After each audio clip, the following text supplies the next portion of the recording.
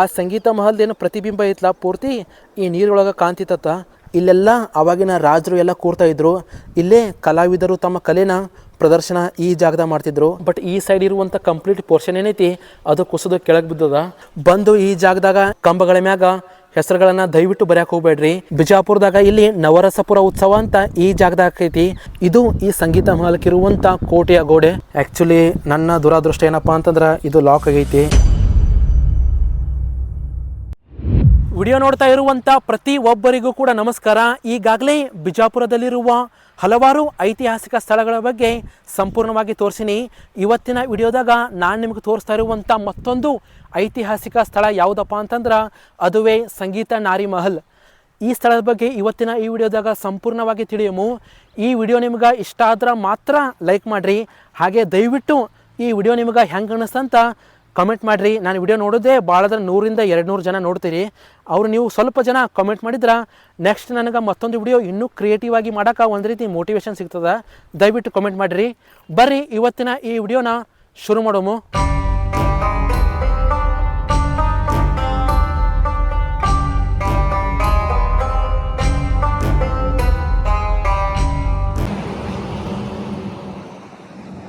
Highway road ಅಲ್ಲೈತಿ. ಅಲ್ಲಿಂದ ಸ್ವಲ್ಪ ನಾವು ಒಳಗೆ ಬಂದ್ರೆ ಈ ಜಾಗದಾಗ ಕಾಣುವಂಥ ಸ್ಥಳನೇ ಇದು ಸಂಗೀತ ಮಹಲ್. ಆಲ್ಮೋಸ್ಟ್ ಇದರ ಹೊರ ಸೈಡು ಕೂಡ ಪೂರ್ತಿ ಕ್ಲೀನಾಗಿ ಇಟ್ಕೊಂಡಾರ. ಇನ್ನು ಪಾರ್ಕಿಂಗ್ ಮಾಡೋಕ್ಕೂ ಕೂಡ ಎಲ್ಲ ರೀತಿಯ ವ್ಯವಸ್ಥೆ ಐತಿ. ಇದು ಎಂಟ್ರೆನ್ಸ್ ಅಲ್ಲ, ಈ ಜಾಗದಾಗ ನೋಡತ್ತಿರಲ್ಲ ಅದು ಒಳಗಡೆ ಹೋಗುವಂಥ ಎಂಟ್ರೆನ್ಸ್. ಅದು ಇಲ್ಲಿ ಒಂದು ಕಟ್ಟಡ ಐತಿ, ಇದ್ರ ಬಗ್ಗೆ ಕೂಡ ನಾನು ನಿಮ್ಗೆ ತೋರಿಸ್ತೀನಿ. ಇವಾಗ ಒಳಗಡೆ ಇರುವಂಥ ಸಂಗೀತ ಮಹಲ್ ಅಲ್ಲಿಗೆ ಹೋಗುಮು ಬರ್ರಿ. ಅಲ್ಲಿಂದ ಒಳಗೆ ಬಂದ್ವಿ ಅಂದ್ರೆ ಇದು ಈ ಸಂಗೀತ ಮಹಲ್ಕಿರುವಂಥ ಕೋಟೆಯ ಗೋಡೆ. ಆಲ್ಮೋಸ್ಟ್ ನನ್ನ ಕೈಯಿಂದ ಒಂದು ಮಾರು ಪೂರ್ತಿ ಐತಿ. ಇಷ್ಟು ದೊಡ್ಡ ಕೋಟೆನ ಈ ಸಂಗೀತ ಮಹಲ್ಕ ಭದ್ರತೆಗೋಸ್ಕರ ಆವಾಗಿನ ಟೈಮ್ದಾಗ ಅವರು ಕಟ್ಟ್ಯಾರ. ಇನ್ನು ಈ ಸಂಗೀತ ಮಹಲ್ ಇದು ಬೆಳಗ್ಗೆ 6 ಗಂಟೆಯಿಂದ ಸಂಜೆ 4ರಿಂದ 5 ಗಂಟೆವರೆಗೂ ಓಪನ್ ಇರ್ತದೆ. ಇಲ್ಲಿ ಯಾವುದೇ ಟಿಕೆಟ್ ಇಲ್ಲ. ನೀವು ಹೋಗ್ಬೇಕಾದ್ರೆ ಆರಾಮಾಗಿ ಬಂದು ನೋಡ್ಕೊಂಡು ಹೋಗ್ರಿ. ಫುಲ್ ಫ್ರೀ ಐತಿದು ನೋಡ್ರಿ. ಆ ಜಾಗದಿಂದ ಒಳಗಡೆ ಬರ್ತಿದ್ದಂಗೆ ಇಲ್ಲಿ ಸಂಗೀತ ಮಹಲ್ ಹಿಂದ್ಗಡೆ ಇರುವಂಥ ಈ ವೇದಿಕೆ ಇದನ್ನು ಆವಾಗಿನ ಕಾಲದಾಗ ಕಟ್ಟಿದ್ದಲ್ಲ, ನಂತರ ಕಟ್ಟ್ಯಾರ. ಯಾಕಪ್ಪ ಈ ವೇದಿಕೆ ಮಾಡ್ಯಾರ ಅಂತಂದ್ರೆ ನಿಮ್ಗೆ ಗೊತ್ತಿರಬೇಕು, ಹಂಪಿ ಒಳಗೆ ಹಂಪಿ ಉತ್ಸವ ಮತ್ತು ಮೈಸೂರು ದಸರಾ ಈ ರೀತಿ ಒಂದು ಜಿಲ್ಲೆ ಒಳಗೆ ಒಂದು ದೊಡ್ಡ ಉತ್ಸವ ರೀತಿ ಎಲ್ಲ ಆಕವು. ಅದೇ ರೀತಿ ಬಿಜಾಪುರದಾಗ ಇಲ್ಲಿ ನವರಸಪುರ ಉತ್ಸವ ಅಂತ ಈ ಜಾಗದಾಗ ಐತಿ. ಅದು ಇದೇ ವೇದಿಕೆ ಮೇಲೆಲ್ಲ ನಡೀತಿತ್ತು. ಮುಂದೆ ಇಲ್ಲೆಲ್ಲ ಜನರು ಕೂತ್ಕೊಂಡು ನೋಡ್ತಿದ್ರು. ಬಟ್ ಸುಮಾರು ವರ್ಷಗಳಾಯಿತು ಆ ಉತ್ಸವ ಕೂಡ ಸ್ಟಾಪ್ ಆಗೈತಿ. ಇಲ್ಲಿ ಎದಕ್ಕೆ ಸ್ಟಾಪ್ ಆಯಿತು ಅದಕ್ಕೆ ಏನು ರೀಸನ್ ಅಂತ ನನಗೂ ಅಷ್ಟು ಕ್ಲಾರಿಟಿಯಾಗಿ ಗೊತ್ತಿಲ್ಲ. ಯಾರಾದರೂ ಬಿಜಾಪುರದವರು ಈ ವಿಡಿಯೋ ನೋಡತ್ತಿದ್ರೆ ನವರಸಪುರ ಈ ಉತ್ಸವ ಸ್ಟಾಪ್ ಆಗೋಕೆ ಕಾರಣ ಏನಂತ ತಪ್ಪದೆ ಕಾಮೆಂಟ್ ಮಾಡಿರಿ. ನೋಡ್ರಿ, ಸಂಗೀತ ಮತ್ತು ಕಲೆಯ ಮ್ಯಾಗ ಅಪಾರ ಆಸಕ್ತಿ ಇದ್ದಂಥ 2ನೇ ಇಬ್ರಾಹಿಂ ಆದಿಲ್ ಶಾಹಿಯವರು ಈ ಸಂಗೀತ ಮಹಲ್ನ ನವರಸಪುರ ಎಂಬ ಈ ನಗರದೊಳಗೆ ಕಟ್ತಾರ. ಅಷ್ಟಕ್ಕೂ ಈ ನವರಸಪುರ ಎಂಬ ಈ ನಗರವನ್ನು ಸೃಷ್ಟಿ ಮಾಡಿದ್ದು ಇವರೇ. ಇನ್ನು ಇಬ್ರಾಹಿಂ ರೋಜಾ ಕೂಡ ನೀವು ನೋಡಿರ್ಬೋದು ನನ್ನ ವಿಡಿಯೋದಾಗ, ಅದನ್ನು ಕೂಡ ಕಟ್ಟಿದ್ದು ಇದೇ ರಾಜ. ನವರಸಪುರ ಎಂಬ ಈ ನಗರದಲ್ಲಿ ಸಂಗೀತಕ್ಕೆ ಸಂಬಂಧಪಟ್ಟಂಥ ಎಲ್ಲ ವಿಷಯಗಳು ಇದೇ ಅರಮನೆ ಒಳಗೆ ಆಗ್ತಾ ಇತ್ತು. 1580ರಿಂದ 1627 ಕಾಲದಲ್ಲಿ ಆಳ್ವಿಕೆ ಮಾಡಿದಂಥ ಈ 2ನೇ ಇಬ್ರಾಹಿಂ ಆದಿಲ್ ಶಾ ಒಬ್ಬ ಸ್ವತಃ ಸಂಗೀತಗಾರ ಮತ್ತು ಕವಿ. ಅವರೇ ಕಿತಾಬ್ ಇ ನವರಸ್ ಎಂಬ ಕೃತಿಯನ್ನು ಕೂಡ ರಚನೆ ಮಾಡಿದ್ದು. ಹಾಗಾಗಿ ಅವರಿಗೆ ಇಷ್ಟೆಲ್ಲ ಒಲವು ಇರೋ ಕಾರಣ ಈ ಸಂಗೀತ ಅರಮನೆಯನ್ನು ನಿರ್ಮಾಣ ಮಾಡಿದ್ರು ಅಂತ ಅನ್ಕೋಬೋದಷ್ಟೇ. ಸಂಗೀತ, ನೃತ್ಯ, ಸಾಹಿತ್ಯ, ಕಲೆ, ಪ್ರದರ್ಶನಗಳು ಎಲ್ಲವೂ ಕೂಡ ಒಂದೇ ಪ್ರದೇಶದಲ್ಲಿ ಆಗಬೇಕು. ಯಾಕಂದ್ರೆ ಎಲ್ಲರಿಗೂ ಕೂಡ ಸಮಾನವಾದ ಅವಕಾಶ ಸಿಗಬೇಕು ಅಂತ ಹೇಳಿ ಈ ಸಂಗೀತ ಮಹಲ್ನ ನಿರ್ಮಾಣ ಮಾಡ್ತಾರೆ. ಇನ್ನು ಈ ಸಂಗೀತ ಅರಮನೆಯಲ್ಲಿ ನೃತ್ಯಗಾರರಿಗೆ, ಹಾಡುಗಾರರಿಗೆ, ಕವಿಗಳು, ಇನ್ನೂ ಅನೇಕ ಕಲಾವಿದರಿಗೆ ವಾಸಿಸಾಕ ಮತ್ತು ತಮ್ಮ ಕಲೆಯನ್ನು ಪ್ರದರ್ಶನ ಮಾಡಾಕ ಇದೆಲ್ಲ ಬಳಕೆ ಆಗ್ತಿತ್ತು. ಈ ಜಾಗದೊಳಗೆ ಏನು ನೋಡತ್ತೀರಿ, ಇದು ಸಂಗೀತ ಮಹಲ್ ಒಳಗಡೆ ಇರುವಂಥ ರೂಮ್ಗಳಂತ ಹೇಳ್ಬೋದು.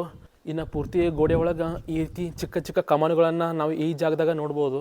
ಬಹುಶಃ ಇದೆಲ್ಲ ಏನು ಪೈಪಿನ ರೀತಿ ನೀರೆಲ್ಲ ಹೋಗೋ ಸಿಸ್ಟಮ್ ಇತ್ತು ಅಥವಾ ಬೇರೆ ಯಾವುದಕ್ಕಾದರೂ ಬಳಕೆ ಮಾಡ್ತಿದ್ರೋ ಗೊತ್ತಿಲ್ಲ. ಪೂರ್ತಿ ಇದ್ರ ಮ್ಯಾಗೆಲ್ಲ ಇನ್ನೊಂದು ಕಟ್ಟಡ ಎಲ್ಲ ಇತ್ತು.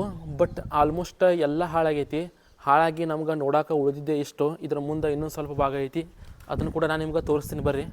ಇವಾಗ ಪೂರ್ತಿ ಮುಂದಿನ ಭಾಗಕ್ಕೆ ಒಳಗೆ ಹೊಂಟೇವಿ. ಈಗ ಅಲ್ಲಿ ನಿಂತು ನಾವು ದೂರದಿಂದ ನೋಡಿದಾಗ ಇಲ್ಲಿರುವಂಥ ಏನು ಸ್ಟೇಜ್ ಐತಲ್ಲ, ಇದೇ ಆವಾಗಿನ ಟೈಮ್ದಾಗ ಕಲಾವಿದರಿಗೆ ತಮ್ಮ ಕಲೆ ಪ್ರದರ್ಶನ ಮಾಡ್ಕೊಳಕ್ಕೆ ಸ್ಟೇಜ್ ಇದೆ ಅಂತ ಅನ್ಕೋತೀವಿ. ಬಟ್ ಇದೆಲ್ಲ ಇಲ್ಲೆಲ್ಲ ಆವಾಗಿನ ರಾಜರು ಎಲ್ಲ ಕೂರ್ತಾ ಇದ್ರು, ರಾಣಿಯರು ದೊಡ್ಡ ದೊಡ್ಡ ವ್ಯಕ್ತಿಗಳೆಲ್ಲ ಮ್ಯಾಗ ಕುಂಡಿರ್ತಿದ್ರಂತ. ಅವ್ರ ಮುಂದ್ಗಡೆ ಇಲ್ಲೇನೈತಲ್ಲ ಇದು ಸ್ಟೇಜ, ಇಲ್ಲೇ ಕಲಾವಿದರು ತಮ್ಮ ಕಲೆನ ಪ್ರದರ್ಶನ ಈ ಜಾಗದಾಗ ಮಾಡ್ತಿದ್ರು. ಅದ್ರ ಮುಂದಿರೋದು ನೀರಿನ ಹೊಂಡ, ಅದಾದ್ಮ್ಯಾಗ ಮುಂದೆ ಅಲ್ಲೆಲ್ಲ ಸಾಮಾನ್ಯ ಜನರು ಕೂತು ಇದನ್ನು ವೀಕ್ಷಣೆ ಮಾಡ್ತಿದ್ರು. ಈ ಜಾಗದಾಗ ಕಟ್ಟಡ ಸಿಕ್ಕಾಪಟ್ಟೆ ಕುಸಿದು ಬಿದ್ದದ. ಇನ್ನು ಸಂಗೀತ ಮಹಲ್ ಒಳಗಡೆ ಇರುವಂಥ ಇಲ್ಲೇನು ಕಂಬ ಅದಾವಲ್ಲ, ಈ ಕಂಬಗಳು ಇದನ್ನು ನಂತರ ಸಪೋರ್ಟಿಗಂತ ಗೋರ್ಮೆಂಟ್ ಹಾಕ್ಯದ. ಅಂದ್ರೆ ಆವಾಗಿನ ಟೈಮ್ದಾಗ ಕಟ್ಟುವಾಗ ಈ ಕಂಬಗಳನ್ನು ಯಾವುದೂ ಬಳಕೆ ಮಾಡಿರಲಿಲ್ಲ. ಈ ಕಂಬಗಳನ್ನು ಸಪೋರ್ಟಿಗಂತ ಹಾಕ್ಯಾರ, ಯಾಕಂದ್ರೆ ಇದು ಕಟ್ಟಡ ಪೂರ್ತಿ ಕುಸಿಬಾರ್ದು ಅಂತ ಹೇಳಿ ಈ ಜಾಗದಾಗ ಒಂದು ಹಾಕ್ಯಾರ. ಅದನ್ನು ಬಿಟ್ರೆ ಆ ಜಾಗದಾಗ ಒಂದು ನೋಡ್ಬೋದು. ಟೋಟಲಾಗಿ 2 ಕಂಬಗಳನ್ನು ಬಳಕೆ ಮಾಡ್ಯಾರ ಇಲ್ಲಿ. ಅಕಸ್ಮಾತ್ ಈ ಕಂಬಗಳನ್ನು ಹಾಕಲಿಲ್ಲಪ್ಪ ಅಂತಂದ್ರೆ ಇಷ್ಟೊತ್ತಿಗೆ ಇದು ಪೂರ್ತಿ ಮ್ಯಾಗಿಂದೆಲ್ಲ ಕುಸಿದು ಕೆಳಗೆ ಬೀಳ್ತಿತ್ತು. ಇನ್ನು ಈ ಸಂಗೀತ ಮಹಲ್ ಏನೈತಿ ಇದ್ರೊಳಗೆ ಇದೊಂದೇ ಭಾಗ ಅಂತ ಅಲ್ಲ, ಅಲ್ಲಿಂದ ನಾವು ಈ ಕಡೆ ಬಂದೆವು ಅಂದ್ರೆ ಈ ಜಾಗದ ನೋಡಿ ನಿಮ್ಗೆ ಅರ್ಥ ಆಕೈತೆ ತಂದ್ಕೊಂಡಿನಿ ನೋಡ್ರಿ. ಪೂರ್ತಿ ಇಲ್ಲಿರೋದು ಕೆಳಗಿನ ಅಂತಸಾದ್ರೆ ಅದ್ರ ಮ್ಯಾಗೇನು ಕಾಣ್ತದಲ್ಲ ಅದು ಪೂರ್ತಿ ಮ್ಯಾಗಿನ ಅಂತಸದು. ಅಲ್ಲೆಲ್ಲ ಪೂರ್ತಿ ರೂಮ್ಗಳೆಲ್ಲ ಇದ್ವು. ಅದಕ್ಕೆ ಹೋಗೋಕೆ ಇಲ್ಲೆಲ್ಲ ಆ ಸೈಡು ಮತ್ತು ಈ ಸೈಡು 2 ಕಡೆ ಕ್ಲಿಯರಾಗಿ ಮೆಟ್ಲುಗಳನ್ನು ಮಾಡ್ಯಾರ. ಇದು ಏನು ಗೇಟ್ ಐತಲ್ಲ, ಇದು ಎಲ್ಲ ಗೇಟ್ ಇತ್ತೀಚೆಗೆ ಹಾಕ್ಯಾರ. ಅದ್ರೊಳಗೆ ನಿಮ್ಗೆ ಕಾಣತೈತೆ ಅನ್ಕೋತೀನಿ. ಪೂರ್ತಿ ಮೆಟ್ಲುಗಳನ್ನು ಹತ್ತಿ ಈ ಸಂಗೀತ ಮಹಲ್ ಮ್ಯಾಗಿನ ಸೈಡೆ ನಾವು ಹೋಗ್ಬೋದು. ಆದ್ರೆ ನನಗೆ ಒಂದು ಅರ್ಥ ಆಗತ್ತಿಲ್ಲ, ಇವಾಗ ಸಂಗೀತ ಮಹಲ್ ಒಳಗಡೆ ಬರಬೇಕಾದ್ರೆ ಇಲ್ಲಿ ಸೆಕ್ಯೂರಿಟಿ ಗಾರ್ಡ್ ಏನು ಹೇಳಿದ್ರಪ್ಪ ಅಂತಂದ್ರೆ ಯಾವುದೇ ಕಾರಣಕ್ಕೂ ವಿಡಿಯೋ ಮಾಡಬೇಡ್ರಿ, ವಿಡಿಯೋ ಮಾಡಿ ಅದನ್ನು ಯೂಟ್ಯೂಬಲ್ಲಿ ಸೋಷಿಯಲ್ ಮೀಡಿಯಾ ಒಳಗೆ ಅಪ್ಲೋಡ್ ಮಾಡಿಬೇಡ್ರಿ ಅಂತ ಹೇಳಿದರು. ಯಾಕಂತ ಕೇಳಿದೆ, ಇಲ್ಲ ನಮ್ಗೆ ಮೇಲಧಿಕಾರಿಗಳೆಲ್ಲ ಬೈತಾರೆ, ಹಾಕಕ್ಕೆ ಹೋಗಬೇಡ್ರಿ ಅಂತ ಹೇಳಿದರು. ಅಲ್ಲ, ಅಷ್ಟಕ್ಕೂ ನಾವು ಈ ಜಾಗದ ಬಂದು ಇದ್ರ ಬಗ್ಗೆ ಅಂತೂ ಏನು ತಪ್ಪು ಮಾಹಿತಿ ಅಂತೂ ಹೇಳಲ್ಲ. ನಾವು ಮಾಡೋ ವಿಡಿಯೋಯಿಂದ ಒಂದಿಷ್ಟು ಜನಕ್ಕೆ ಈ ರೀತಿ ಪ್ಲೇಸ್ ಅದಾವು, ಈ ಪ್ಲೇಸಿನ ಒಂದಿಷ್ಟು ಹಿಸ್ಟ್ರಿ ಇತಿಹಾಸ ಎಲ್ಲ ಗೊತ್ತಾಗೈತೆ ಅಂತ ವಿಡಿಯೋ ಮಾಡಿದ್ರೆ. ಬಟ್ ಪ್ರೆಸೆಂಟಾಗಿ ನಮ್ಮ ಬಿಜಾಪುರದಾಗ ನಾನು ಏನು ಎಕ್ಸ್ಪ್ಲೋರ್ ಮಾಡೋಕ್ಕೆ ಹೋಗಿಲ್ಲ ಪ್ಲೇಸ್, ಎಲ್ಲ ಕಡೆ ಹೇಳತ್ತಿದ್ದು ಒಂದೇ ವಿಡಿಯೋ ಮಾಡಬೇಡ್ರಿ ಅಂತ. ಯಾರೋ ಒಂದಿಷ್ಟು ಜನ ತಪ್ಪಾಗಿ ಮಾಹಿತಿ ಹೇಳ್ಯಾರಂತ ಎಲ್ಲರೂ ಹಾಗೆ ಇರ್ತಾರಂತೂ ಅಂದ್ಕೊಳಕ್ಕಾಗಲ್ಲ. ಯಾಕಂದ್ರೆ ನಮ್ಮ ವಿಡಿಯೋಸ್ ಎಲ್ಲ ನೀವು ಹೋಗಿ ಚೆಕ್ ಮಾಡ್ಬೋದು. ಯಾವುದೇ ಒಂದು ಮಾಹಿತಿ ಕೂಡ ತಪ್ಪಾಗಿ ನಾನು ಹೇಳಿಲ್ಲ, ಏನಾಯಿತು ಅದೇ ಹೇಳೀನಿ. ಈ ಇತಿಹಾಸದ ಬಗ್ಗೆ ಭಾಳ ಮಂದಿಗೆ ಪ್ರಜ್ಞೆ ಮೂಡಲಿ ಅನ್ನೋ ಕಾರಣಕ್ಕೆ ಈ ರೀತಿ ಪ್ಲೇಸ್ಗಳನ್ನು ನಾವು ಎಕ್ಸ್ಪ್ಲೋರ್ ಮಾಡ್ತೀವಿ. ಬಟ್ ನಮ್ಮದು ಯಾವುದೇ ರೀತಿ ಕೆಟ್ಟ ಉದ್ದೇಶ ಅಂತರೂ ಆಗಿರೋದಿಲ್ಲ, ಇದೊಂದು ಕ್ಲಿಯರಾಗಿ ಹೇಳ್ತೀನಿ. ನನಗೆ ಗೊತ್ತಿಲ್ಲ ಇವಾಗ ಎಷ್ಟು ಜನ ವಿಡಿಯೋ ನೋಡ್ತೀರಿ, ಇದ್ರಾಗ ಸ್ವಲ್ಪ ಮಂದಿಗೂ ಈ ಸಂಗೀತ ಮಹಲ್ ಐತಿ ಅನ್ನೋ ಒಂದು ವಿಷಯ ಕೂಡ ಭಾಳ ಮಂದಿಗೆ ಗೊತ್ತಿರಲ್ಲ. ಇನ್ನು ಒಂದಿಷ್ಟು ಜನಗೆ ಗೊತ್ತಿದ್ದರೂ ಇದರ ಇತಿಹಾಸದ ಬಗ್ಗೆ ಅಷ್ಟೊಂದು ಮಾಹಿತಿ ಇರಲ್ಲ. ಅವರಿಗಾದರೂ ಈ ವಿಡಿಯೋ ನೋಡಿ ಹೆಲ್ಪ್ ಆಗಿರ್ತದೆ ಅನ್ನೋ ಉದ್ದೇಶಕ್ಕೆ ಮಾಡ್ತೀವಿ ಹೊರತು ನಮ್ಮದು ಯಾವುದೇ ರೀತಿ ಪ್ಲೇಸ್ಗಳನ್ನು ತೋರಿಸೋದ್ರಾಗ ಅದ್ರ ಬಗ್ಗೆ ತಪ್ಪಾಗಿ ಮಾಹಿತಿ ಹೇಳೋದ್ರಾಗ ಕೆಟ್ಟ ಉದ್ದೇಶ ಅಂತೂ ಇರಲ್ಲ. ಇದೊಂದು ನಾನು ನಿಮ್ಗೆ ಹೇಳಬೇಕು ಅಂತ ಅನ್ನಿಸ್ತು. ಇನ್ನು ಈ ವೇದಿಕೆ ಮ್ಯಾಗ ಇಲ್ಲೆಲ್ಲ ನೋಡಿದ್ರೆ ಅರ್ಥ ಆಕೈತೆ ನಮಗೆ, ಇಲ್ಲೆಲ್ಲ ದೊಡ್ಡ ಕಂಬ ಇತ್ತಂತ. ಇದೇ ರೀತಿ ಆ ಜಾಗದಾಗೂ ಒಂದು ಇತ್ತು ಅನ್ಕೋತೀನಿ, ಅದ್ರ ಮ್ಯಾಗೆ ನಂತರ ಈ ದೊಡ್ಡ ಕಂಬವನ್ನು ಕಟ್ಟ್ಯಾರ. ಇನ್ನು ಈ ವೇದಿಕೆ ಮ್ಯಾಗಿನ ಸೈಡ್ ನೋಡ್ಬೋದು ನೀವು, ಆ ಜಾಗದಾಗ ಚಿಕ್ಕ ಪುಟ್ಟ ಸಲಾಕಿಗಳು ಎಲ್ಲ ಅದಾವು. ಬಹುಶಃ ಅದರಿಂದ ಏನಾದರೂ ಕರ್ಟನ್ಸ್ ಆಗಿರಲಿ ಅಥವಾ ಏನಾದರೂ ಜೋತ್ ಬಿಡ್ತಿದ್ರು ಅಂತ ಅನ್ಕೋತೀನಿ. ಇವಾಗ ಕೆಳಗಿಳಿದು ಹೋಗುಂಬರಿ. ಇನ್ನು ಕಲಾವಿದರಿಗೆ ಇಲ್ಲಿ ಏನು ವೇದಿಕೆ ನೋಡತ್ತಿರಲ್ಲ, ಈ ವೇದಿಕೆ ಅಷ್ಟೊಂದು ಸಾಂದಂತರೂ ಇಲ್ಲ, ಸಿಕ್ಕಾಪಟ್ಟೆ ದೊಡ್ಡದೈತಿ. ಆರಾಮಾಗಿ ಹಲವಾರು ಕಲಾವಿದರು ತಮ್ಮ ಪ್ರದರ್ಶನ ಈ ಜಾಗದಾಗ ಮಾಡ್ಬೋದು. ಇನ್ನು ಇಲ್ಲಿ ಕಲಾವಿದರು ಪ್ರದರ್ಶನ ಮಾಡಿದ್ರೆ ರಾಜಕ್ಕೆ ಹೆಂಗೆ ಕಾಣ್ತದಪ್ಪ, ಹಿಂದೆ ಕೂತಿರ್ತಾನಲ್ಲ ಅಂತ ನೀವು ಅನ್ಕೋಬೋದು. ರಾಜ ಆ ಜಾಗದಾಗ ಅವ್ರಿಗೆಲ್ಲ ಕುರ್ಚಿ ಮ್ಯಾಗ ಕೂತ್ರಂದ್ರೆ ಈ ಜಾಗದ ಕಲಾವಿದರು ಸ್ವಲ್ಪ ಅವರು ಆ ಕಡೆ ಈ ಕಡೆ ಇದ್ದವರೆಲ್ಲ ಸ್ವಲ್ಪ ಈ ಕಡೆ ನಡುವೆಲ್ಲ ಗ್ಯಾಪ್ ಇರ್ತಿತ್ತು, ಅಂದ್ರೆ ರಾಜಗೂ ಸ್ವಲ್ಪ ಕ್ಲಿಯರಾಗಿ ಕಾಣ್ತಿತ್ತು. ಇನ್ನು ಮುಂದೆ ಕೂತಿರುವಂಥ ಸಾಮಾನ್ಯ ಜನರು ಅವರಿಗಂತೂ ಇದೆಲ್ಲ ಕ್ಲಿಯರಾಗಿ ಕಾಣ್ತೈತಿ. ನೋಡ್ರಿ ಇವೆಲ್ಲ ಕಲ್ಲುಗಳನ್ನು ಯಾವ ರೀತಿ ಬಳಕೆ ಮಾಡ್ಯಾರಂತ ಆವಾಗಿನ ಟೈಮ್ದಾಗ. ಆಲ್ಮೋಸ್ಟ್ ಆದಿಲ್ ಶಾಹಿ ಮನೆತನದೊಳಗೆ ರಾಜರು ಕಟ್ಟಿರುವಂಥ ಪ್ರತಿಯೊಂದು ಅರಮನೆ ಒಳಗೂ ಈ ರೀತಿ ಡಿಸೈನ್ ಕಾಮನ್. ಎಲ್ಲ ಕಲ್ಲುಗಳಿಗೆ ಈ ರೀತಿ ಒಂದು ಡಿಸೈನ್ ಅಂತೂ ಇದೇ ಇರ್ತದೆ. ಇನ್ನು ಈ ಸಂಗೀತ ಮಹಲ್ ಮುಂಭಾಗದಲ್ಲಿ ನೋಡ್ಬೋದು ನೀವು, ಟೋಟಲಾಗಿ ಈ ಕಡೆ 2 ಬೃಹತ್ ಕಂಬಗಳು ಅದಾವು, ಈ ಕಡೆ 2 ಬೃಹತ್ ಕಂಬಗಳು ಅದಾವು. ಅವುಗಳನ್ನು ಪೂರ್ತಿ ಮ್ಯಾಗ ಈ ರೀತಿ ಜೋಡಣೆ ಮಾಡ್ಯಾರ. ಆಲ್ಮೋಸ್ಟ್ ದೂರದಿಂದ ನೋಡೋಕೆ ಮಸ್ತ್ ಕಾಣ್ತದ್ದು. ಇಲ್ಲಿ ಬರುವಂಥ ಪ್ರತಿಯೊಬ್ಬ ಪ್ರವಾಸಿಗರಿಗೆ ನಾ ಕೇಳ್ಕೊಳ್ಳೋದಿಷ್ಟೇ, ಬಂದು ಈ ಜಾಗದಾಗ ಈ ರೀತಿ ಗಾಡಿ ಮ್ಯಾಗ ಆಗಿರ್ಬೋದು, ಕಂಬಗಳ ಮ್ಯಾಗ ಹೆಸರುಗಳನ್ನು ದಯವಿಟ್ಟು ಬರೆಯೋಕೆ ಹೋಗಬೇಡ್ರಿ. ಈ ರೀತಿ ಐತಿಹಾಸಿಕ ಸ್ಥಳಗಳೊಳಗೆ ಆಗ್ತಾ ಇರುವಂಥ ದೊಡ್ಡ ಸಮಸ್ಯೆನೇ ಇದು. ಯಾಕಪ್ಪ ಅಂತಂದ್ರೆ ಈ ರೀತಿ ಬಂದು ಕಂಬಗಳ ಮ್ಯಾಗ ಬರೆಯೋದ್ರಿಂದ ಇಲ್ಲಿರುವಂಥ ಇತಿಹಾಸ ಎಲ್ಲ ಹಾಳಾಕದ. ಅದು ಹಾಳಾಕೋದು ಹೋದ್ರೆ ಆವಾಗ ಏನು ಮಾಡ್ತಾರಪ್ಪ ಅಂತಂದ್ರೆ ಲಾಕ್ ಮಾಡಿಬಿಡ್ತಾರೆ, ಯಾರಿಗೂ ಬರೋಕೆ ಅವಕಾಶನೇ ಕೊಡಲ್ಲ. ಯಾರೂ ಬರಲಿಲ್ಲ ಅಂದ್ರೆ ಪ್ಲೇಸ ಇದೆಲ್ಲ ನಮಗೆ ನಷ್ಟ. ಟೂರಿಸ್ಟ್ಗಳು ಬರ್ತಾಯಿದ್ರೇ ಅಲ್ಲಿ ಇರುವಂಥ ಸುತ್ತಮುತ್ತ ಪ್ಲೇಸ್ ಎಲ್ಲ ಅಭಿವೃದ್ಧಿ ಹಾಕೋತ ಹೋಗ್ತದೆ. ಅದಕ್ಕೆ ಪ್ರವಾಸಿಗರು ಬರ್ತಿರಬೇಕು. ಅದಕ್ಕೆ ಬಂದು ನೋಡ್ರಿ, ಯಾವುದೇ ಕಾರಣಕ್ಕೂ ಈ ರೀತಿ ಕಟ್ಟಡಗಳಿಗೆ ಹಾನಿ ಮಾಡೋಕ್ಕೆ ಹೋಗಬೇಡ್ರಿ ಅಂತ ಹೇಳ್ತೀನಿ. ಏನಿಲ್ಲ, ಈ ಕಟ್ಟಡ ಯಾವ ರೀತಿ ಇತ್ತಂತ ನಾವು ಇಲ್ಲೇ ಅರ್ಥ ಮಾಡ್ಕೋಬೋದು. ಈ ಜಾಗದ ನೋಡ್ರಿ, ಸೇಮ್ ಇವು ಕಮನ್ಗಳನ್ನು ಮ್ಯಾಗ ಯಾವ ರೀತಿ ಮಾಡ್ಯಾರ ಇದೇ ಥರ ಈ ಸೈಡು ಇತ್ತು, ಬಟ್ ಈ ಸೈಡ್ ಇರುವಂಥ ಕಂಪ್ಲೀಟ್ ಪೋರ್ಷನ್ ಏನೈತಿ ಅದು ಕುಸಿದು ಕೆಳಗೆ ಬಿದ್ದದ. ಹಾಗೆ ಮ್ಯಾಗ ನೋಡೋತಿರ್ಬೋದು ಅಲ್ಲಿ ಯಾವ ರೀತಿ ಈ ಡಿಸೈನ್ ಐತಲ್ಲ ಅದೇ ರೀತಿ ಆ ಕಡೆನೇ ಇತ್ತು, ಅದನ್ನು ಕೂಡ ಬಿದ್ದದ. ಆಲ್ಮೋಸ್ಟ್ ಅದ್ರ ಹಿಂದೆ ಅವೆಲ್ಲ ಚಿಕ್ಕ ಚಿಕ್ಕ ರೂಮ್ಗಳು ಕಾಣತಾವು ತಂದ್ಕೊಂಡಿನಿ. ಅದೇ ರೀತಿ ಹಿಂದಿನ ಪೋರ್ಷನ ಪೂರ್ತಿ ಮ್ಯಾಗೆಲ್ಲ ರೂಮ್ಗಳಿದ್ವು, ಬಟ್ ಪ್ರೆಸೆಂಟಾಗಿ ನೋಡೋಕೆ ಯಾವುದೂ ಇಲ್ಲ. ಇದಿಷ್ಟು ಕಟ್ಟಡ ಆಗಿರ್ಬೋದು, ಅದರ ಸುತ್ತಮುತ್ತ ಸ್ವಲ್ಪ ಇಷ್ಟು ಅವಶೇಷಗಳು ಈ ಜಾಗದಾಗ ಉಳಿದದ. ಇದಾದರೂ ಉಳಿಸ್ಕೊಂಡು ನಾವು ಹೋಗಬೇಕು, ಯಾಕಂದ್ರೆ ನಾವು ಈ ಜಾಗದಾಗ ಬಂದು ಇದ್ರ ಮ್ಯಾಗ ಏನಾದರೂ ಬರೆಯೋದು ಏನಾದರೂ ತೊಂದರೆ ಮಾಡೋದ್ರಿಂದ ಸ್ವಲ್ಪ ವರ್ಷಗಳೊಳಗೆ ಇದು ಕೂಡ ನಮ್ಗೆ ನೋಡೋಕೆ ಸಿಗಲ್ಲ. ಆದಷ್ಟು ಬಂದಾಗ ಈ ರೀತಿ ಐತಿಹಾಸಿಕ ಸ್ಥಳಗಳನ್ನು ನಾವೇ ಕಾಪಾಡ್ಕೋಬೇಕು. ನಿಮಗೆ ನೋಡೋಕೆ ಈ ಕಂಬ ಭಾಳ ಸಾಂದ್ ಅನಿಸ್ಬೋದು, ಬಟ್ ಸಾಂದಿಲ್ಲ. ಇಲ್ಲಿ ನೋಡತ್ತಿರಲ್ಲ ನನ್ನ ಕೈ ಮಾರ್ಕಿಂತ ಜಾಸ್ತಿ ಐತಿ ಕಂಬ. ಆ ಕಂಬದೊಳಗೆ ಕಲ್ಲುಗಳನ್ನು ನೋಡ್ರಿ, ಎಷ್ಟು ದೊಡ್ಡ ದೊಡ್ಡ ಕಲ್ಲುಗಳನ್ನು ಬಳಕೆ ಮಾಡ್ಯಾರಂತ. ಈ ರೀತಿ ಕಲ್ಲುಗಳನ್ನು ಬಳಕೆ ಮಾಡಿ ಇಷ್ಟು ದೊಡ್ಡ ಮಹಲ್ನ ಕಟ್ಟೋದು ಆವಾಗಿನ ಟೈಮ್ದಾಗ ಅದು ಇನ್ನೂ ದೊಡ್ಡ ಕೆಲಸ. ಸಂಗೀತ ಮಹಲ್ ಮುಂದೆ ನೋಡತ್ತೀರಿ, ಇದು ಆವಾಗಿನ ಒಂದು ರೀತಿ ಹೊಂಡ ಅಂತಲೂ ಹೇಳ್ಬೋದು ಅಥವಾ ನೀರಿನ ಟ್ಯಾಂಕರ್ ಅಂತಲೂ ಹೇಳ್ಬೋದು. ಅಂದ್ರೆ ಇದ್ರ ವಿಶೇಷತೆ ಏನು ಹೇಳ್ತಾರಪ್ಪ ಅಂತಂದ್ರೆ ಇದ್ರೊಳಗೆ ಪೂರ್ತಿ ಆವಾಗಿನ ಟೈಮ್ದಾಗ ನೀರೆಲ್ಲ ತುಂಬಿಸ್ಬಿಟ್ರೆ ಆ ಸಂಗೀತ ಮಹಲ್ದೇನು ಪ್ರತಿಬಿಂಬ ಐತ್ಲ ಪೂರ್ತಿ ಈ ನೀರೊಳಗೆ ಕಾಣ್ತಿತ್ತ. ಯಾಕಂದ್ರೆ ಅದಕ್ಕಿಂತ ಸೈಜ್ ಒಳಗೆ ಸಿಕ್ಕಾಪಟ್ಟೆ ದೊಡ್ಡದೈತಿದು. ಅದ್ರಾಗೆ 2 ಸ್ಟೆಪ್ ಮಾಡ್ಯಾರ, ಅಲ್ಲೊಂದು ಸ್ಟೆಪ್ ಐತಿ, ಅದ್ರ ಮ್ಯಾಗ ಮತ್ತೊಂದು ಸಣ್ಣ ಸ್ಟೆಪ್ ಮಾಡ್ಯಾರ. ಇನ್ನು ಈ ಜಾಗದಾಗ ಆವಾಗಿನ ಟೈಮ್ದಾಗೆ ಹೊರಗಡೆ ಇರುವಂಥ ಕೆರೆಗಳ ಮೂಲಕ ಇಲ್ಲಿ ನೀರು ಬರ್ತಿದ್ದು. ಅಂದ್ರೆ ಈ ಪೂರ್ತಿ ದೊಡ್ಡ ಹೊಂಡದೊಳಗೆ ಇಲ್ಲೊಂದು ಚಿಕ್ಕ ಹೊಂಡ ಐತಿ, ಅಂದ್ರೆ ಫಸ್ಟಿಗೆ ನೀರು ಇದ್ರೊಳಗೆ ಬರ್ತಿದ್ದಂತ, ಇದರಿಂದ ಫಿಲ್ಟರ್ ಆಗಿ ನಂತರ ಅದಕ್ಕೆ ಹೋಗ್ತಿದ್ವು ಅಂತ ಹೇಳ್ತಾರೆ. ಒಳಗೆ ಇಲ್ಲೆಲ್ಲ ದೊಡ್ಡ ಕಲ್ಲಿನ ಪೈಪ್ ರೀತಿ ಎಲ್ಲ ಇತ್ತು, ಬಟ್ ಆಮೇಲೆ ಅದನ್ನೆಲ್ಲ ಮುಚ್ಚಾರ. ಇದು ಪೂರ್ತಿನ ಕೆಳಕಿತ್ತಂತ, ಇದ್ರೊಳಗೆ ಸಿಮೆಂಟ್ ಎಲ್ಲ ಹಾಕಿ ಆಲ್ಮೋಸ್ಟ್ ಎಲ್ಲ ಸಾಫ್ ಮಾಡ್ಯಾರ ಪೂರ್ತಿ ಮ್ಯಾಗೆಲ್ಲ. ಸದ್ಯಕ್ಕೆ ಈ ಸಂಗೀತ ಮಹಲ್ ಮುಂದ್ಗಡೆ ಇರುವಂಥ ಈ ಹೊಂಡದೊಳಗೆ ನೀರಂತೂ ಇಲ್ಲ. ಮಳೆಗಾಲದಲ್ಲಿ ಜಾಸ್ತಿ ಮಳೆಯಲ್ಲಾದಾಗ ಬರ್ಬೋದು ಅಂತ ಅನ್ಕೋತೀನಿ. ನೋಡ್ರಿ ಪೂರ್ತಿ ಹೊರಗಿನ ಸೈಡಿಂದ ಒಂದು ಪೈಪ್ ಬಂದದ, ಇದನ್ನು ಇತ್ತೀಚೆಗೆ ಹಾಕ್ಯಾರ ಪೈಪ್ ಇವೆಲ್ಲ. ಇದ್ರ ಮೂಲಕ ಈ ಹೊಂಡದೊಳಗೆ ನೀರೆಲ್ಲ ಹೋಗ್ತದ. ಇನ್ನು ಈ ಸಂಗೀತ ಮಹಲ್ ಏನೈತಿ ಇದನ್ನು ಮ್ಯಾಪ್ ಒಳಗೆ ನೀವು ನೋಡಿದ್ರೆ ಇದ್ರ ಸುತ್ತ ಏನು ಕೋಟೆ ಗೋಡೆ ಐತ್ಲ ಇದು ರೌಂಡ್ ಶೇಪ್ ಒಳಗಿಲ್ಲ. ಇದರ ಕೋಟೆ ಗೋಡೆನ ಆವಾಗಿನ ಟೈಮ್ದಾಗೆ 400 ವರ್ಷಗಳ ಹಿಂದೆ ಅವ್ರು ಎಷ್ಟು ಕ್ರಿಯೇಟಿವ್ ಆಗಿ ಇದನ್ನು ಕಟ್ಟ್ಯಾರಂತ. ಅಲ್ಲಿನೂ ನಿಮ್ಗೆ ಒಂದು ಕಟ್ಟಡ ಕಾಣ್ತದೆ ಅನ್ಕೋತೀನಿ. ಈ ರೀತಿ ನವರಸಪುರದೊಳಗೆ ಭಾಳ ಕಟ್ಟಡಗಳನ್ನು ನಾವು ನೋಡ್ಬೋದು.